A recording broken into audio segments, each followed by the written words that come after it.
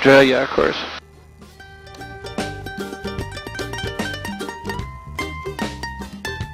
And then other things we grow out here, we got macadamia nut, we have papayas, guavas.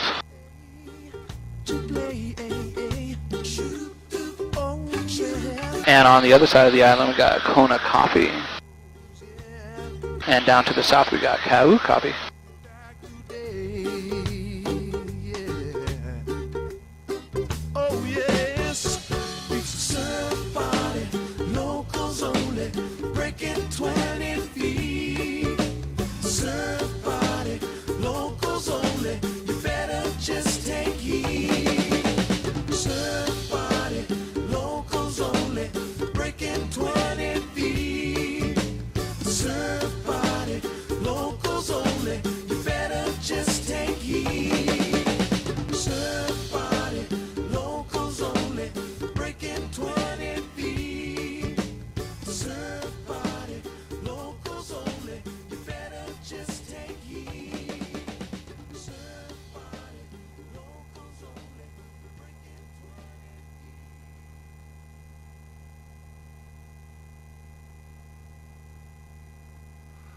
And there's a good example of the eucalyptus tree right down here to our left.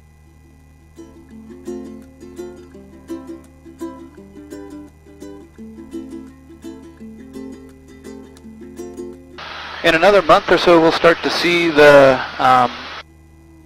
humpback whales coming up and down this coastline. I've seen a few reports of humpback whales.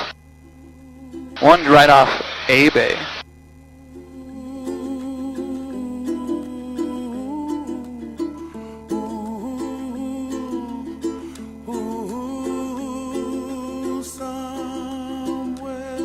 And other wildlife we'd see out here, spinner dolphins, and the fish. Wouldn't see the fish from the air, especially in surf like this, but we got ahi, marlin, ono, sharks, black tip sharks. As far as mammals go on Hawaii, there's only one native mammal in all of Hawaii. That was a Hawaiian hoary bat, and that got here from the west coast of North America. Every other mammal you see here on the islands was imported either by the Polynesians or by the Westerners that came later. The Polynesians only brought with them 3 animals. They brought with them the pig, the dog, and the chicken. They brought with them 20 plants. They brought, I don't know, some of them you might think are native, but things like sugarcane, taro, bamboo, all those imported, and about 17 more by those first Polynesians that got here. Hawaii is the most isolated island chain in the entire world.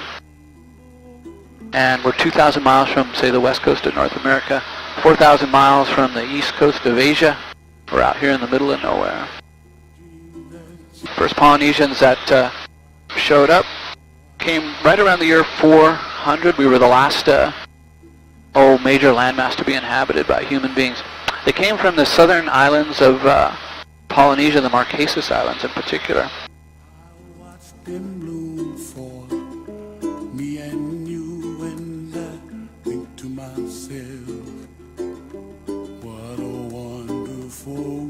And they journeyed here in these magnificent voyaging canoes. These canoes were very intricate in their design, very sophisticated, even though they didn't have metal to use in the construction of these boats. They say it probably took them over a year to manufacture these boats, and over a month, maybe a month and a half, to make the journey from the Marquesas Islands to Hawaii. The colors of the rainbow, so pretty in the sky. Why they left the southern Marquesas Islands, you can't really be sure. Maybe it was, I don't know, tribal warfare. Maybe it was a drought. Maybe they were just born explorers. But they set sail on those magnificent canoes and they headed north. They didn't know Hawaii existed when they set sail originally. They saw these birds migrating to the north. They went from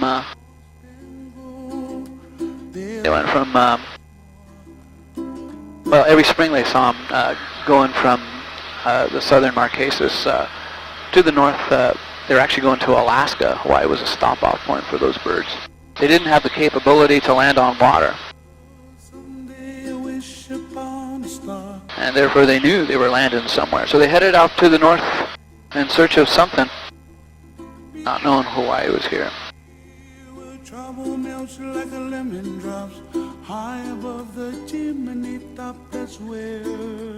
They were magnificent navigators. They navigated by means of the stars. And a good Hawaiian wayfinder could stick his hand into the water, and by the temperature, the salinity, and the flow of the water about his hand, he knew what current he was in, at least when he was close to the Marquesas Islands, and he had a map of these currents in his head. So he could stick his hand into the water, and he knew exactly where he was with regards to the Marquesas Islands. Of course, when he went too far north, he lost, he was in uncharted territories, so he had to navigate or keep track of their position by means of the stars. They had a nifty way of finding Hawaii once they found it the first time. The first Hawaiian navigators actually had back and forth capability, the Polynesians. The way they found Hawaii, they used the star Arcturus, which they called Hokule. And way down south in southern Polynesia, they don't have a North Star. They're too far south to see the North Star. So they kind of headed towards a gap in the stars, or the central point about which the stars formed an arc about the horizon from over the course of the evening. One particular star, Arcturus, when they were down there, it was pretty low in the sky, and it went from left to right, and they kind of sailed for the center of that arc. And then as they moved further and further north in latitude, that arc went higher and higher and higher in the sky until eventually that star was right above their heads, formed a perfect arc above their heads, and that way they knew they were at the latitude of Hawaii. So when they got to where Arcturus did a perfect arc above their head after sailing north, they hung a left and intercepted the islands of Hawaii. That's how they got here. Pretty cool.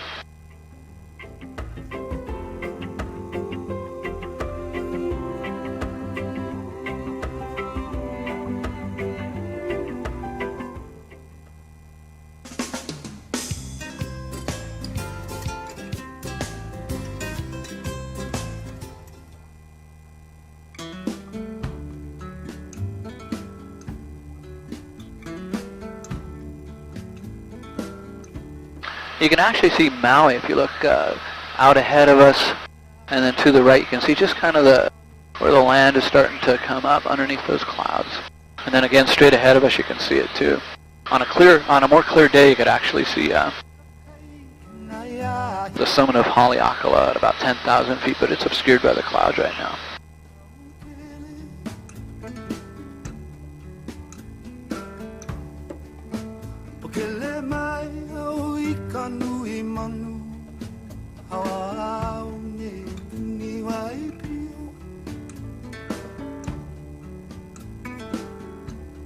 So you remember those big cracks in the ground south of Kilauea? And I said that there was potential for the shelf to collapse there. Well, that's exactly what happened right up ahead of us. And you can see that the terrain changes from these low coastal plains to those very dramatic cliffs.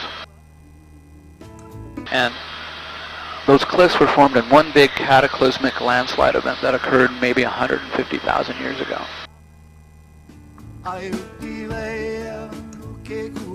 The collapse was so powerful they actually found debris 60 miles offshore. That had carried that much power behind it.